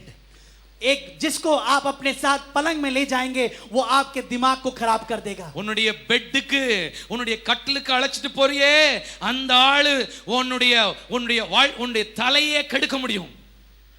Whom you marry will influence your life for better or for worse. जिसके साथ आप विवाह करेंगे वो आपके जीवन को या तो अच्छी ढंग से प्रभावित करेगा या बहुत खतरे और बुराई के लिए प्रभावित करेगा. எந்த மாதிரி நபரை நீ திருமணம் செய்கிறாயோ அந்த நபர்தான் உன் வாழ்க்கையை முன்னேற்றிக்க முடியும், இல்லாவிட்டால் கெடுத்து குட்டிச்சவராக்க முடியும். That is why it's very important that you marry a person who is feverish for Jesus Christ as you are feverish for Jesus. इसलिए यह बड़ा महत्वपूर्ण है कि आप ऐसे व्यक्ति से विवाह करें, ऐसे व्यक्ति के साथ संबंध रखें जो आपके समान या आपसे अधिक प्रभु यीशु मसीह के लिए जलन रखता हो. ஆகவே தான் நீ திருமணம் செய்யும்போது நீ திருமணம் செய்கிற அந்த நபர் உன்னை போலவே இயேசுவுக்காக எரிந்து பிரகாசிக்கிறவர்களாக, இயேசுவுக்காக வைராக்கியம் உள்ளவர்களாக இருக்க வேண்டும். Close your eyes right now. अपनी आंखों को बंद करें इसी समय. இப்பவே கண்களை மூடுங்க. Decision time. இதுதான் यही वो நேரம். समय है. You're in love with an unbeliever? यदि आप एक अविश्वासी के साथ प्रेम में हैं, ஒரு அவிசுவாசியை நீ காதலித்துக் கொண்டிருக்கிறாயோ Break that relationship right now. अभी इसी वक्त उस संबंध को तोड़ दो. இப்பொழுதே அந்த உறவை உடைத்து போடு. You said, Duke, I'm going to cry if I do that. और आप हो सकता है ऐसे बोले, भाई ड्यूक मेरे को अभी रोना आ जाएगा यदि मैं वो करूंगा. நீங்க சொல்லலாம், டியூக் நான் இப்ப அப்படி செஞ்சா என் வாழ்க்கையே நான் இப்ப அழுது கொண்டிருக்க வேண்டுமே என்று நீ சொல்லலாம். It's all right, friend, to cry for a week, but I don't want you to cry for an entire lifetime. ये चलेगा मेरे भाई मेरी बहन कि आप एक हफ्ते के लिए रोए, लेकिन मैं नहीं चाहता कि आप जिंदगी भर रोते रहे. Break it. பரவாயில்லை நண்பனே, நீ ஒரு வாரம் ஒருவேளை அழ வேண்டியது இருக்கலாம், அது பரவாயில்ல. உன் வாழ்க்கையெல்லாம் நீ கண்ணீர் வடிக்கிறதை விட ஒரு வாரம் நீ அழுறது பரவாயில்லையே. Break every wrong relationship you're into. यदि आप कोई भी ऐसे गलत संबंधों में हैं तो उसको अभी इसी वक्त तोड़ दें. எல்லா தவறான உறவுகளையும் உடைத்து போடு இப்பொழுதே. If you are making the decision, I want you to raise your hand and drop it down. My purpose is not to embarrass you. So raise your hand as a symbol and drop it down. यदि आप ऐसा निर्णय रखते हैं तो मैं आपको शर्मिंदा नहीं करना चाहता.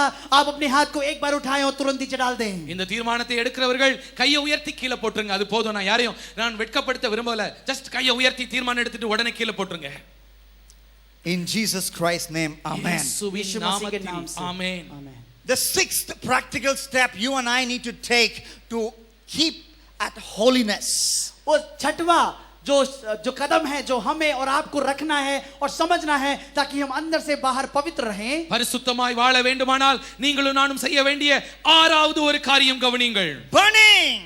जलना है. எரிய வேண்டும். I'm talking about burning calories.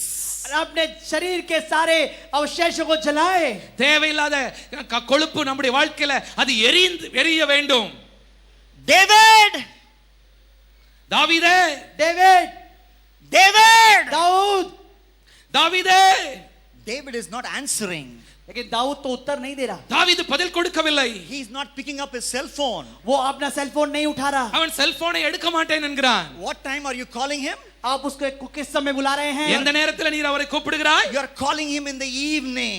आप उसको शाम में बुला रहे हैं. மாலை நேரத்தில் நீ அவனை கூப்பிடுகிறாய். But David is not picking up his cell phone. लेकिन दाऊद तो अपना सेल फोन नहीं उठा रहा. தாவீதோ செல்போனை எடுக்க மாட்டேன் என்கிறான். Because my Bible says, क्योंकि मेरा बाइबल बताता है, ஏனென்றால் என்னுடைய வேதம் சொல்லுகிறது. in 2 Samuel chapter 11, दूसरा सैमुएल उसका 11वां अध्याय में 2 சாமுவேல் 11வது அதிகாரத்திலே verses 2, और दूसरे पद में एक और दूसरे पद में 2வது வசனத்திலே David got up in the evening. Dawood शाम के समय जगा. தாவீது மாலை வேளையிலே. David, which call center are you working? Dawood किस कॉल सेंटर में तुम काम कर रहे हो? தாவீதே நீ எந்த கால் சென்டர்ல வேலை செய்து கொண்டிருக்கிறாய்? Genpact, are you working in Genpact? क्या तुम जेनपैक में काम कर रहे हो? ஜென்பேக்ல வேலை செய்து கொண்டிருக்கிறாயோ? No, David didn't work for no call center. नहीं डेविड तो कोई कॉल सेंटर के लिए काम नहीं करता था. தாவீது எந்த கால் சென்டர்லயும் வேலை செய்யல. His army has gone for a battle. उसका जो उसकी सेना थी जो कि युद्ध में जा चुकी थी. அவனுடைய சேனை யுத்தத்துக்காக போய் இருக்கிறது. Your army has gone for a battle. What are you doing, David? तुम्हारी सेना तो युद्ध में गई हुई है. दाऊद तुम क्या कर रहे हो? உன்னுடைய சேனை வீரர்கள் எல்லாம் யுத்தத்துக்கு போயிருக்கும் போது நீங்க வீட்ல என்ன பண்றா? What are you doing, David? Sleeping till the evening. What are you doing? Dawood तुम क्या कर रहे हो? शाम तक सो रहे हो. தாவீதை யுத்தம் பண்ண வேண்டிய நேரத்துல நீ சாயங்காலம் வரைக்கும் தூங்கிக் கொண்டிருக்கிறாய். நீ என்ன பண்ற வீட்ல? David will say he is resting, but I want to tell you he is rusting, becoming bad. He is rusting, not resting. Dawood बोल सकता है कि मैं आराम कर रहा हूं, लेकिन मैं कहता हूं कि दाऊद आराम नहीं बल्कि दाऊद में जंग लग रहा था. தாவீது ஒருவேளை சொல்லலாம் நான் ஓய்வு எடுத்துக் கொண்டிருக்கிறேன் என்று. அவன் ஓய்வு எடுக்கவில்லை, தன்னையே கெடுத்துக் கொண்டு அவன் போய் கெடுத்துக் கொண்டிருக்கிறான். Because a lazy mind is the devil's workshop. क्योंकि एक आलसी दिमागी शैतान का कार्यस्थल है. சோம்பலான ஒரு மனது, ஒரு மூளை, அது பிசாசுனுடைய இடம், வேலை செய்கிற இடமாக மாறுகிறது. Lazy David got up, went to the terrace, saw the bathing beauty Bathsheba, who was very beautiful, and he committed adultery with her. आलसी दाऊद जब जगह अपने शाम के समय आंखें भींचते हुए जैसे देखा तो उसने बेत्शेबा को देखा नहाते हुए और उसने उस स्त्री के साथ व्यभिचार किया. சோம்பேறியா இருந்ததான இந்த தாவீது அவன் தன்னுடைய மேல் மாடிக்கு போனான். அழகான ஸ்நானம் பண்ணி கொண்டிருந்த, குளித்துக் கொண்டிருந்ததான அந்த பத்சேபாளை பார்த்தான். அவளோடு விபச்சாரம் செய்தான். அவளுடைய வாழ்க்கையை கெடுத்துக் கொண்டான். You know what the Bible says in verse 31 of 2 Samuel chapter 11? दूसरा शमूएल 11 का 31वें पद में बाइबल क्या कहती है आप जानते हैं? 2 சாமுவேல் 11லே வேதம் என்ன சொல்லுகிறது தெரியுமா? 31வது வசனத்திலே, The last verse, verse 27. सबसे आखिरी पद, 21வது வசனம், 21வது வசனம், 27 வசனம், 27. 27वां पद. The Lord was very displeased with what David did. 27வது வசனம் 2 சாமுவேல் 11:27ல சொல்லி இருக்கிறது, இந்த காரியம் கர்த்தரின் பார்வைக்கு பொல்லாப்பா இருந்தது. वहां लिखा हुआ है कि परमेश्वर को दाऊद का यह कार्य बिल्कुल भी पसंद नहीं था. We are talking about inner purity. हम लोग अंदर ही पवित्रता के बारे में बात कर रहे हैं. உள்ளான சுத்தத்தை குறித்து பேசிக் கொண்டிருக்கிறோம். And what did David do? क्या दाऊद ने क्या किया? தாவீது என்ன செய்தான்? Secretly he watched a woman bathing. Secretly he was watching pornography, and what he did displeased the Lord. और वो सबसे रहस्यमय स्थान से एक लड़की को नहाते हुए देख रहा था और वो छिपते हुए अश्लील बातों को देख रहा था. ரகசியமாக போர்னோகிராஃபி, அசுத்தமான ஆபாச படங்களை அன்றைக்கு தாவீது பார்த்துக் கொண்டிருந்தான். அதனுடைய விளைவாக அவனுடைய வாழ்க்கையை அவன் கெடுத்துக் கொண்டான். The Lord was very displeased. परमेश्वर को बहुत गुस्सा हुआ. परमेश्वर उससे खुश नहीं था. ஆண்டவருடைய பார்வைக்கு அது பொல்லாப்பா இருந்தது. Lazy David fell into sin. आलसी दाऊद पाप में गिर गया. சோம்பேறியா இருந்த தாவீது பாவத்திலே விழுந்தான். So what is the opposite of that? उसका विपरीत बात क्या हो सकता है? அதனுடைய எதிர்மறையான காரியம் என்ன? If you're active, if you're burning your calories in the service of Jesus Christ, temptation will go far away. You can win over temptation. लेकिन इसके विपरीत यदि आप अपनी ऊर्जा परमेश्वर के लिए जलाते हैं, परमेश्वर की उपासना करते हैं, परमेश्वर की सेवा में जलाते हैं, तो आप कभी भी इस परीक्षा में नहीं पड़ेंगे. நீ சுறுசுறுப்பாய் இருப்பாயானால், ஆண்டவருடைய வேலையிலே ஊழியத்திலே உற்சாகமாய் செயல்படுகிறவனாய் இருப்பாயானால் பாவ சோதனையை நீ ஜெயிப்பாய். That's why when I saw Harsha Bogle in Hyderabad airport that day, और उस दिन हर्षा बोगले जो कि उस एयरपोर्ट में था, उस दिन हैदराबाद में, ஹைதராபாத் ஏர்போர்ட்ல ஹர்ஷா போக்லே நான் பார்த்தபோது I ran to him with a gospel based magazine telling him about Jesus. मैं भागते हुए उसके पास सुसमाचार का एक मैगजीन लेकर उसके पास दौड़कर जा गया और देने लगा. நான் ஓடி போய் சுவிசேஷ வார்த்தைகள் அடங்கி இருக்கிற ஒரு மேகசினை அவருடைய கையில கொடுத்து இயேசுவை குறித்து அவரிடத்தில் நான் பேசினேன். That's why when I travel in the train, I get up from my seat, I remove my bottom from the seat, get up. और तुरंत ही जैसे ही मैं ट्रेन में भी यात्रा करता हूं तो अपने बैठने वाली जगह से बोलता हूं चलो उठो. ஆகவே தான் ட்ரெயின்ல நான் பிரயாணம் பண்ணும்போதும் நான் உட்கார்ந்து இருக்கிற சீட்டை விட்டு எழுந்திருப்பேன். Go this side 2 compartments, that side 2 compartments. मैं उस तरफ को 2 कंपार्टमेंट में चले जाता हूं, दाहिनी तरफ दूसरे कंपार्टमेंट में चले जाता हूं. நான் இருக்கிற கம்பார்ட்மெண்ட்ல இருந்து எழுந்து இந்த பக்கம் 2 கம்பார்ட்மெண்ட், இந்த பக்கம் 2 கம்பார்ட்மெண்ட்டுக்கு போய் with a bunch of tracts telling people about Jesus. मेरे पास एक बहुत बड़ा गुच्छा होगा ट्रैक्स का, परमेश्वर के वचन का, और उसको मैं बांटने लगता हूं. டிராக்ட் அவர்கள் கையில கொடுத்து இயேசுவை குறித்து நான் அவர்களுக்கு சொல்லுவேன். You say, Duke, what a soul burden you have. You may tell me, you have a great soul burden. நீங்க आप लोग सब बोल सकते हैं कि ड्यूक यार आपके पास तो आत्माओं को जीतने का बहुत बड़ा बोझ है. நீங்க ஒருவேளை சொல்லலாம், டியூக் உங்களுக்கு ரொம்ப ஆத்ம பாரம் இருக்குதுன்னு. It's not so much about soul burden. It's about protecting myself. Because unless I burn every calorie in the service of Jesus Christ, I am going to fall into temptation and my ministry is going to come to an end. आप ये मत सोचिए कि मैं आत्माओं को जीतने के लिए बड़ा प्यासा हूं, लेकिन ये तो मेरे अंदर की बात है.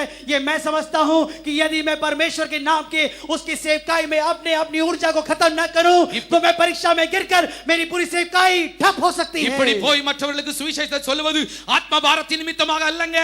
நான் என்னை காத்துக் கொள்ளுகிறதற்காக எனக்குள்ள இருக்கிற கேலரிஸை நான் கரைக்கும்படி, அவைகளை எரிக்கும்படி, ஆண்டவருக்காக ஏதாயிலும் ஒன்றை செய்து கொண்டே இருக்கும்படி நான் அதை செய்கிறேன். இப்படி செய்யாவிட்டால் நான் சோதனையில விழுந்து, என்னுடைய வாழ்க்கையில பாவத்தில் விழுந்து என் ஊழியமே முடிஞ்சு போய்டுமே. What is true about me is true about you. जो बात मेरे बारे में सच है वो आपके बारे में भी सच है. என்னுடைய வாழ்க்கையில என்னை குறித்து எது உண்மையா இருக்கிறதோ அது உங்களை குறித்து உண்மையானது. Would you close your eyes and make a decision? अपने आंखों को बंद करें, आज एक नया निर्णय लें. கண்களை மூடி இப்பொழுதே அந்த தீர்மானத்தை எடுங்க. To burn every calorie for Jesus and his kingdom so that you can overcome temptation and stay holy. परमेश्वर के राज्य के लिए अपने शरीर की पूरी ऊर्जा आप परमेश्वर के राज्य में खटाएंगे, ताकि आप परमेश्वर के राज्य में महिमा में काम कर सके, ना कि परीक्षा में गिर जाएं. உனக்குள்ள இருக்கிற எல்லா கேலரிஸையும் எரிக்கும்படி ஆண்டவருக்காக ஏதாகிலும் செய்து கொண்டே இருக்க வேண்டும். ஏதாகிலும் ஒரு ஊழியத்துல இணைந்து செயல்பட்டு கொண்டே இருக்க வேண்டும் என்று தீர்மானம் எடுக்கிறவங்க கைகளை உயர்த்துங்க. Raise your hand. अपने हाथों को स्वर्ग की ओर उठाएं. கைகளை உயர்த்துங்க. Tell Jesus, यीशु मसीह से कहें, இயேசுவை பார்த்து சொல்லுங்க, Lord, my time belongs to you. परमेश्वर मेरा समय तेरा है. ஆண்டவரே என்னுடைய நேரம் எல்லாம் உமக்கு ஆண்டவரே. My talents belong to you. मेरे जो वरदान है वो सब आपके हैं. என்னுடைய தாளந்துகள் உமக்கு சொந்தம் ஆண்டவரே. My treasures belong to you. मेरी सारी संपत्ति आपका है. எனக்குரிய பொருள் பணம் எல்லாம் உமக்கு சொந்தம் ஆண்டவரே. Use me. मुझे इस्तेमाल करें. என்னை பயன்படுத்தும். I'm available. मैं आपके लिए उपलब्ध हूं. என்னை நான் ஒப்பு கொடுக்கிறேன் ஆண்டவரே. I want to be your errand boy. मुझे तो आपका बेटा बनना है. நான் ஆண்டவரே உம்முடைய கைக்கு உதவுகிற ஒரு பையனாக இருக்க விரும்புகிறேன். I want to be a donkey which carries you to places where you want to go. मैं वो गधा बनना चाहता हूं जो कि हर कहीं आपको लेते हुए चलने पाए. ஆண்டவரே நீர் போக வேண்டும் என்று விரும்புகிற இடத்திற்கு உம்மை சுமந்து செல்கிற ஒரு கழுதையை போல நான் இருக்க விரும்புகிறேன். Get on my back, Lord Jesus. प्रभु यीशु मेरे ऊपर, मेरे पीछे आप चढ़ जाएं. என்னுடைய முதுகில நீர் ஏறிக்கொள்ளும் ஆண்டவரே. I will take you to my school, college and corporate office. मैं तुझे अपने स्कूल में, अपने कॉलेज में और अपने कार्य क्षेत्र में ले जाऊंगा. ஆண்டவரே என்னுடைய பள்ளிக்கூடத்திற்கு, என்னுடைய கல்லூரிக்கு, நான் வேலை செய்கிற இடத்திற்கு உம்மை நான் அழைத்து செல்கிற ஒரு கழுதையை போல நான் போகிறேன் ஆண்டவரே. Amen. ஆமென். आमेन. Finally, अंत கடைசியா में what's the first B? पहला बी कौन सा था? முதலாவது பி என்ன சொல்லுங்க? Blood. ब्लड. Second B, दूसरा சொல்லுங்க. bonding. Okay. Bonding. Third Bonding. B, brotherhood. Okay. Fourth brotherhood. B, Bible. Okay. Bible. Okay. Fifth B, breaking. Okay. And now, burning. जलना. Finally, अंत में bubbling. उबलना, कड़ेसिया। उबड़ना. Bubbling with the Holy Spirit. पवित्र आत्मा में उबड़ना. பொங்கி வழிகிற ஒரு அனுபவம், பரிசுத்த ஆவியின் பொங்கி வழிகிற அனுபவம். Bubbling with the Holy Spirit. पवित्र आत्मा में उबलते रहना, उमड़ते பரிசுத்த रहना. ஆவியிலே பொங்கி வழிகிற அனுபவம். Paul talks about that experience you and I are very familiar with in Romans chapter 7. Romeo उसके 7वें अध्याय में पौलुस जिस अनुभव के बारे में कहता है उसके बारे में हम लोग सब सुपरिचित हैं. ரோமர் 7வது அதிகாரத்திலே பவுல் இதை குறித்து அவர் சொல்லுகிறார். You have a desire. आपके पास एक इच्छा है. உனக்கு ஒரு ஆசை இருக்கிறது. I want to be holy. I want to be holy. मुझे पवित्र होना है, मुझे पवित्र रहना है. நான் பரிசுத்தமா வாழணும்ங்கற விருப்பம் இருக்கிறது. I want to say no to sin. I want to say no to sin. मैं पाप से ना कहना चाहता हूं, मैं पाप को रोकना चाहता हूं. பாவத்திற்கு நோ சொல்ல வேண்டும், பாவம் செய்ய மாட்டேன் என்று சொல்லிக் கொண்டிருக்கிறீர்கள். But that's exactly what you end up doing. लेकिन वहीं पर आप जाके कर बैठते हैं और वही बात को दोहराते हैं. ஆனா எதை செய்ய மாட்டேன்னு சொல்றியோ அதையே கடைசியாக நீ செய்து விடுகிறாய். That's what Paul talks about in Romans chapter 7. 7. Romeo 7वें अध्याय में इसी बारे में पौलुस बात कर रहा है। அதைத்தான் பவுல் ரோமர் 7வது அதிகாரத்திலே சொல்கிறார். You raise that hand in the meeting. आपने उस मीटिंग में अपने हाथ को उठाया கூட்டத்திலே நீ கையை உயர்த்துகிறாய். You dive to the altar. और आप परमेश्वर के चरणों में आकर निर्णय लेने के लिए दौड़ के आए। ஆல்டர்ல வந்து நீ உன்னை ஒப்புக் கொடுக்கிறாய். You pray with tears running down your cheek. आपके गालों से पर आपके बहुमूल्य आंसू बहने लगे थे। கண்களிலே கண்ணீரோடு நீ அழுது ஒப்புக் கொடுக்கிறாய். But when the actual thing happens, when you face temptation, though you have a desire to overcome temptation, you yield to temptation. ஆனால் உன்னுடைய வாழ்க்கையிலே நடைமுறையிலே சூழ்நிலைமை வரும்போது, பாவ சூழ்நிலைமை, பாவம் செய்யக்கூடிய வாய்ப்பு வரும்போது, நீ பாவம் செய்ய வேண்டாம் என்று நினைத்தாலும், பரிசுத்தமாய் வாழ வேண்டும் என்று விரும்பினாலும் பாவம் செய்து விடுகிறாயே. जब आपका समय आता है कि आप उस निर्णय को अपने कार्य में लाए, प्रकट करें, लेकिन उस समय आप फिर से उस परीक्षा के सामने झुक जाते हैं। Who will rescue me? What a wretched man I am. कौन मुझे बचाएगा? ओ मैं कितना गंदा मनुष्य हूँ। நிர்பந்தமான மனிதன் நான். இந்த பாவ மரண சரீரத்தில் இருந்து என்னை விடுதலையாக்குகிறவன் யார்? Someone can rescue you. कोई आपको छुड़ा सकता है। ஒருவர் உன்னை விடுதலையாக்க முடியும். For the problem of Romans 7, we have the solution of Romans chapter 8. यदि आपके पास रोमियो 7वें अध्याय की समस्या है तो उसको सुलझाने के लिए परमेश्वर ने रोमियो उसके 8वें अध्याय में आपके लिए उपाय भी रखा है। ரோமர் 7வது அதிகாரத்தில் இருக்கிற பிரச்சனைக்குரிய தீர்வு ரோமர் 8வது அதிகாரத்தில் சொல்லப்பட்டிருக்கிறது. And what does Paul write in Romans chapter 8 verse 13? Romeo 8वें अध्याय उसके 13वें पद में पौलुस क्या लिखता है? What does Paul write in Romans chapter 8 verse 13? Romeo 8 के 13 में पौलुस क्या लिखता है? ரோமர் 8:13 பவுல் என்ன சொல்கிறார்? If you live by the Spirit, यदि तुम आत्मा में जियो, ஆவியினாலே நீங்கள் வாழுவீர்களானால், you can put to death. You can put to death. तुम उन बातों को मृत्यु में डाल सकते हो। ஆவியிலே நடக்கிறவர்கள் மாம்சத்தின் கிரியைகளை சாகடிக்க முடியும். You can put to death the acts of the sinful nature, the acts of the flesh. तुम्हारे पापी शरीर के सारे गंदे कामों को मृत्यु में गाड़ सकते हो। சரீரத்தின் பாவ கிரியைகளை நீ அழித்து போட முடியும்.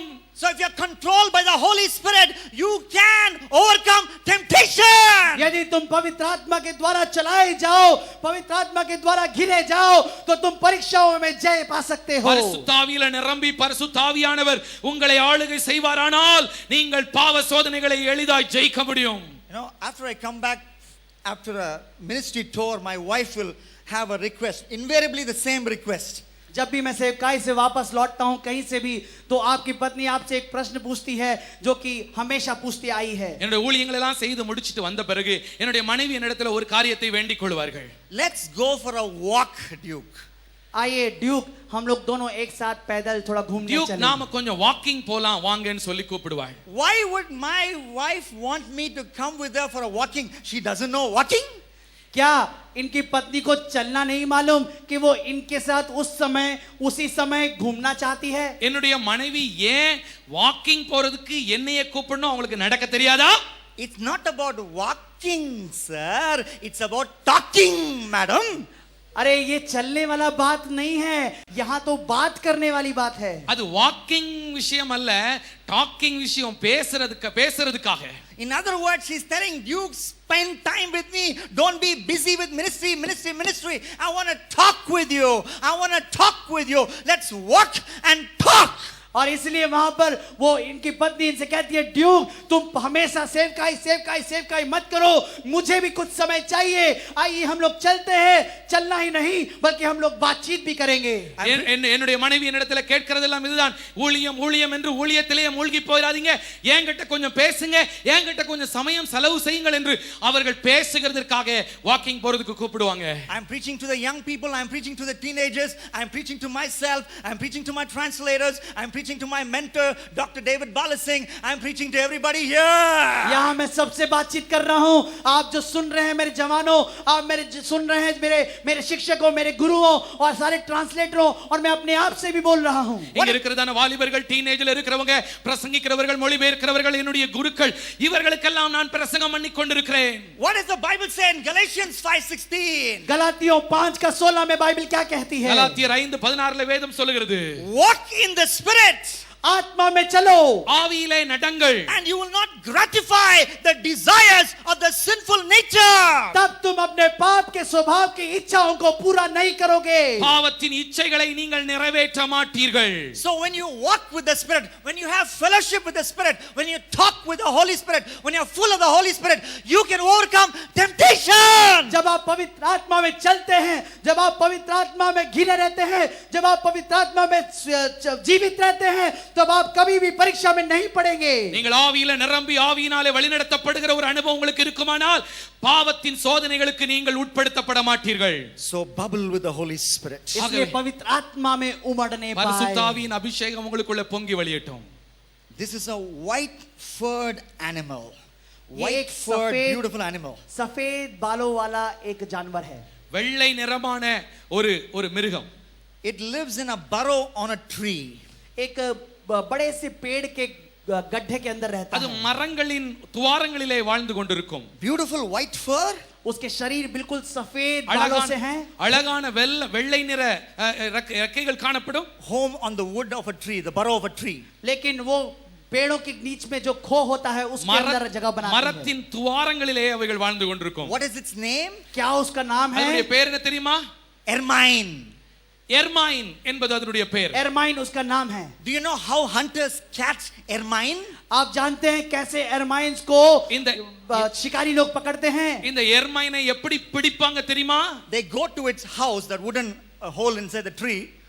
वो लोग उस गड्ढे के अंदर चले जाते हैं. எர்மைன் தங்கி இருக்கிறதானே அந்த மரத்தினுடைய துவாரத்துக்குள்ளே போவார்கள். And they will make it as dirty as possible. उसको वो इतना गंदा कर देंगे जितना कि उनसे बन पड़े. அந்த துவாரத்தை எவ்வளவுக்குள்ள அசிங்கத்தினால நிரப்ப முடியுமோ அப்படி அதை அசிங்கமா அழுக்காக்கிடுவாங்க. They'll make sure the stench is unbearable. वो लोग इतना जरूर कोशिश करेंगे कि उस गड्ढे का बदबू सहन से बाहर हो. அந்த துவாரம் மிகவும் அருவருப்பாக துர்நாற்றம் வருகிற அளவுக்கு அதை ரொம்ப அசிங்கப்படுத்திடுவாங்க. And then they will release the dogs. उसके बाद वो लोग कुत्तों को खोलकर छोड़ அப்புறம் देंगे. நாயை அவுத்து விட்டுருவாங்க. And the dogs will go chasing the ermine. இந்த எர்மைனை நாய் துரத்தி கொண்டே उसके बाद இருக்கும். ये कुत्ता उन जानवरों के पीछे पीछे भागेगा. And the ermine will run. The white-furred ermine will keep running away from the dog. और वो जो सफेद एरमाइन है वो कुत्ते से भागते रहेगा. வெள்ளை நிறமான இந்த எர்மைன் அந்த நாய் துரத்தும் போது இதுவும் ஓடிக்கொண்டே இருக்கும். Home is a safe place. I will be safe at home. So it's running towards its home on that tree. It's running towards that burrow. और उसके बाद वो जानवर सोचता है कि मेरा घर बड़ा सुरक्षित होगा और इसलिए बड़ी तेजी के साथ वो अपने ही घर के उस पेड़ के अंदर जो गड्ढा है उसमें जाके घुसता है. வீடுதான் பாதுகாப்பான இடம் என்று சொல்லி அந்த மரத்தின் துவாரத்துக்கு நேராக அதற்குள்ளே போய் ஒளிந்து கொள்ளும்படி இந்த எர்மைன் ஓடிக்கொண்டிருக்கும். And when she goes near that burrow, she sees the filth there, the waste there, the smell there. और उसके बाद जैसे ही वो अपने घर में पहुंचती है तो जैसे ही उसको सुगंध आता है वो गंदगी दिखाई देती है. वो गंदगी जो वो बिल्कुल पसंद नहीं करती वो दिखाई देता है. அந்த மரத்தின் துவாரத்தின் பக்கத்துல போகும்போது அங்க இருக்கிறதான அருவருப்பை அந்த அசுத்தத்தை அந்த துர்நாற்றத்தை இந்த எர்மைன் பார்க்கும். It freezes on its tracks, stands there absolutely still. और वहीं पर वो बर्फ के जैसे खड़ी हो जाती है. वो कुछ भी नहीं कर पाती. அதை பார்த்த மாத்திரத்திலே இந்த எர்மைன் அங்கும் இங்கும் நகராமல் அப்படியே அந்த இடத்துல மலைத்து போய் நின்றுவிடும். Stands on two legs with arms open wide and faces the dog. और उसके बाद वो गंदगी में ना जाकर वो अपने दो पैर में खड़े हो जाती है और दोनों हाथ फैलाती है और उन कुत्तों का सामना करती है. அப்பொழுது இந்த எர்மைன் ரெண்டு கால்களினாலே நின்று கொண்டு ரெண்டு கரங்களை உயர்த்தி தன்னை துரத்தி வந்த நாய்க்கு நேராக அது நின்று கொண்டிருக்கும். And in an unheard language it tells the dog, the ermine tells the dog, you can kill me but I will not allow my white fur to become dirty. You can kill me dog but I'm not going to allow my white fur to become dirty. वो वहां पर एक अनसुनी भाषा में उस शिकारी कुत्ते से एक बात को कह रही है, तुम चाहे तो मेरे इस शरीर को मार सकते हो लेकिन मैं भरसक कोशिश करूंगा अपने सफेद कपड़े को कभी भी मैं गंदा होने नहीं दूंगा. அப்படி நின்று சொல்லும்போது சொல்லாமல் இந்த எர்மைன் சொல்லுகிற காரியம் என்ன தெரியுமா? நாயே நீ என்னை கொல்லலாம் ஆனால் என்னுடைய வெள்ளை நிற ரோமம் என்னுடைய வெள்ளை ரோமம் இந்த அசுத்தத்தினாலே கரைப்படும்படி நான் விட மாட்டேன். நான் செத்தாலும் பரவாயில்லை என்று சொல்லி அந்த இடத்திலே அந்த எர்மைன் சொல்லும். I will rather die than become polluted. मैं मरना ज्यादा पसंद पसंद करूंगा और ना कि मैं अपने आप को गंदा करने दूं। நான் கரைப்படுத்தப்படுவதை விட செத்தாலும் பரவாயில்லைன்னு சொல்லும். How many of you will say that to Jesus?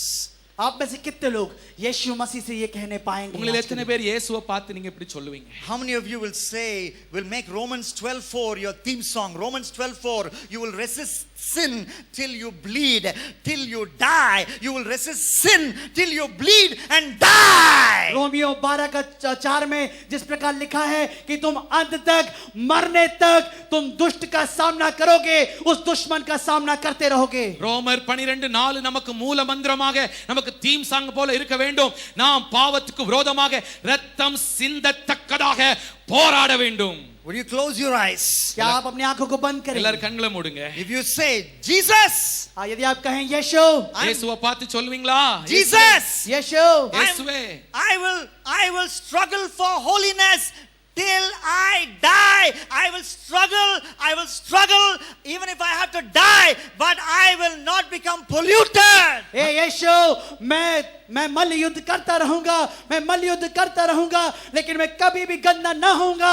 हो सके तो मैं तेरे लिए मर भी जाऊं, मैं गंदा नहीं होऊंगा। இயேசுவே, நான் செத்தாலும் பரவாயில்ல, என்னை நான் கரைப்படுத்த மாட்டேன். உயிரை கொடுத்தாயிலும் இரத்தத்தை சிந்தியாயிலும் என் பரிசுத்தத்தை காத்துக்கொள்வேன் என்று சொல்லுங்க. கைகளை உயர்த்தி எல்லாரும் வாய் திறந்து ஆண்டவரை பார்த்து சொல்லுங்க. Would you raise your hand? क्या आप अपने हाथों को स्वर्ग की ओर उठाएंगे? கைகளை உயர்த்தி சொல்லுங்க. Yes, the hands are going up. हाँ, हाथ ऊपर जा रहे हैं। அநேகருடைய கரங்களை நான் பார்க்கிறேன். I want you to come to the altar right now. இப்போ வேகமா इसी ஆல்டருக்கு वक्त ஓடி வாங்க. यदि முன்னால आपने ஓடி हाथ வாங்க. उठाया Yes, है come तो forward. सामने को आ जाएं। Come forward. आप सामने आए। சீக்கிரம் Come முன்னால forward. வாங்க. You जल्दी raised your सामने hand. आए।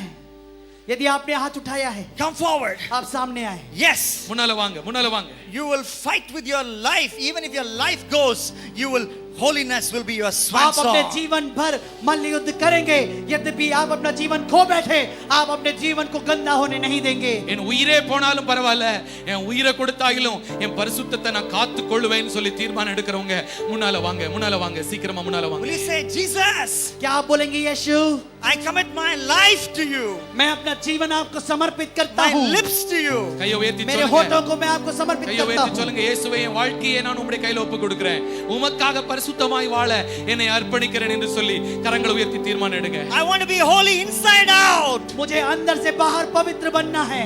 நான் உள்ளே இருந்து வெளியே பரிசுத்தமானவனாக வாழ விரும்புகிறேன். No matter what the cost. कुछ भी क्यों ना हो जाए, No matter what the cost. कुछ भी क्यों ना हो जाए, அதற்காக என்ன கிரயம் செலுத்த வேண்டியிருந்தாலும் I will be holy.